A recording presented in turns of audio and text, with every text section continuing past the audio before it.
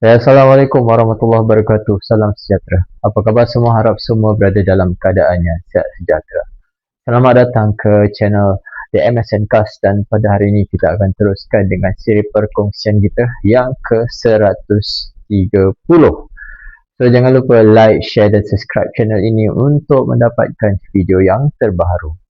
Saya buka video kita pada hari ini dengan satu persoalan.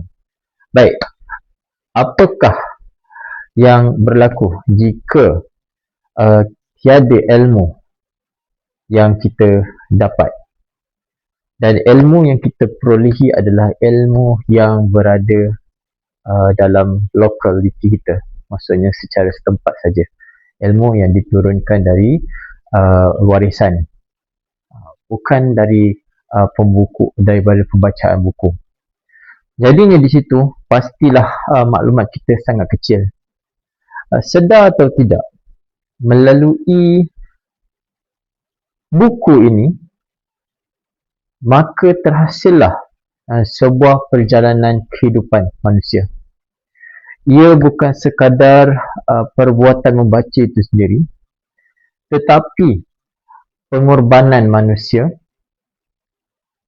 iaitu watak kita dalam cerita ini adalah Mustafa Kozlov membina pemikiran komuniti Urgup yang merupakan salah satu bandar di Turki.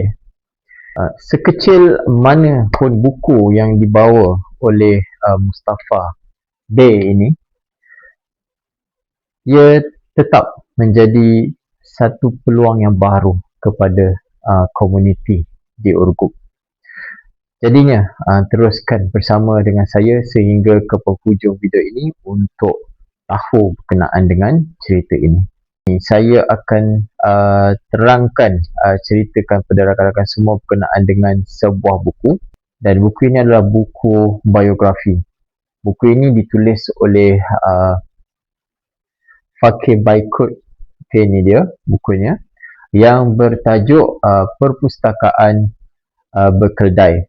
Ya, buku ini diterbitkan oleh The Bibliopress pada tahun 2025, dan buku ini adalah buku yang diterjemahkan daripada bahasa Turki kepada bahasa Melayu. Penterjemahnya adalah Balkis Rashid. Jadi rakan-rakan sekalian, kita untuk permulaannya kita ucapkan ribuan terima kasih kepada penulis dan juga pihak penterjemah atas usaha ini. Cerita ini bermula dengan seorang watak yang diberi nama sebagai Dimitrios Kasikas yang berasal dari Greece. Dia ini adalah seorang mahasiswa yang datang ke Urgup, yang merupakan sebuah bandar kecil di Anatolia. Jadinya di situ dia hendak menikmati hari-hari yang di bandar itu, yang merupakan bandar kelahiran nenek moyangnya.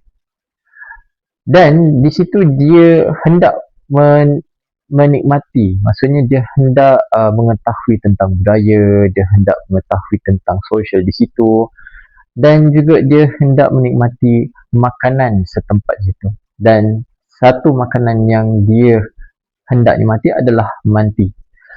Dan manti ini adalah dikatakan dalam buku itu sukar untuk didapati, dan ada orang-orang tertentu saja yang pandai memasak manti tersebut. Jadinya dia perlu mencari seorang individu yang diberi nama sebagai Aziz Kozlov. Jadinya dari situ bermulalah dengan bertemu dengan Aziz ini, maka cerita berkenaan dengan Mustafa Kozlov ini pun bermula. Di mana di dalam permulaan cerita ini, Mustafa lebih bercerita tentang kehidupan bertemu dengan isteri dia, bagaimana dia hendak mencari peluang di Ankara, dan juga dia perlu berhadapan dengan perspektif ibu bapanya terhadap keputusan anak-anak. Ini kat sini pada era tersebut, banyak keputusan yang keputusan anak-anak ini adalah di bawah tanggungjawab ibu bapa. Maksudnya ibu bapa yang menentukan segalanya. Dan itu berlaku. Kita pergi kepada bahagian di mana perjalanan Mustafa B ini menjadi pustakawan berkedai, di mana bermulanya apabila Mustafa ini perlu melatih anak-anak muda untuk bermain bola. Tetapi dia mempunyai impian membesar. Dia tak nak anak-anak yang bermain bola ini sekadar bermain bola. Dia hendak anak-anak ini juga mempunyai ilmu. Jadinya dia wajibkan anak-anak yang bermain bola ini membaca buku. Baik, buku dia biasanya disinonim dengan perkataan perpustakaan. Jadinya dengan usaha Mustafa ini, dia perlu menyediakan perpustakaan. Ya, bermodalkan dengan modal sendiri, modal-modal yang ada, yang dia punya sendiri, maka dia membangunkan perpustakaan bersama fasiliti perpustakaan, ya, bagi setiap kelompok masyarakat. Dan ada satu bahagian di dalam buku ini, ya, di mana dia berdialog dengan ibu-ibu. Kalau ibu-ibu ni datang ke perpustakaan, apa yang dia boleh buat? Maka dia menyediakan ruangan untuk menjahit, ya, ruangan untuk menjahit di dalam perpustakaan itu, supaya pada masa yang sama sambil menjahit dia boleh berehat membaca buku, ya. Jadinya itu adalah salah satu inisiatif yang dilakukan oleh Mustafa B untuk menarik minat pelbagai kelompok masyarakat untuk membaca buku. Memandangkan setiap perkara yang berlaku ini memerlukan modal, maka dia memikirkan macam mana dia hendak menarik komuniti bersama-sama. Maka dengan usaha yang dia buat adalah dia mengusahakan perusahaan membuat wine, ya. Bukan dia, tetapi melibatkan komuniti kampung. Dan daripada penghasilan wine tersebut, ya pastilah akan dijana keuangan, maksudnya dijual, dan ada sedikit dana yang dijual tu, maksudnya dia dah menjual tu, ya, sedikit keuntungan itu harus pergi kepada perpustakaan, sebab di perpustakaan itu, ya, perlukan banyak modal, ya, mungkin untuk maintenance, ya, untuk mendapatkan buku-buku baru, ya, untuk menambah fasiliti-fasiliti yang lain. Maka dengan usaha dia bersama-sama dengan komuniti, bersama juga dengan meningkatkan nilai keilmuan dengan mengusahakan perpustakaan secara dengan adanya bangunan dan juga yang dia bergerak secara menggunakan keledai itu, maka Mustafa B ini mendapat anugerah, ya, atas jasanya dalam bidang dalam komuniti, ya, dan juga pengembangan ilmu. Setiap kejayaan yang berlaku itu pasti ada yang meraihkan dan tidak kurang ada yang dengki. Jadinya Mustafa B juga berhadapan dengan manusia-manusia begini, manusia-manusia yang dengki ini, maka dia berhadapan dengan pelbagai fitnah. Antara satu fitnahnya adalah melibatkan kilang wine tersebutlah, sebab, ya, dia, kalau dalam cerita dia menggunakan diri dia sendiri, ya, bukan sebagai pengusaha kilang tetapi sebagai pustakawan.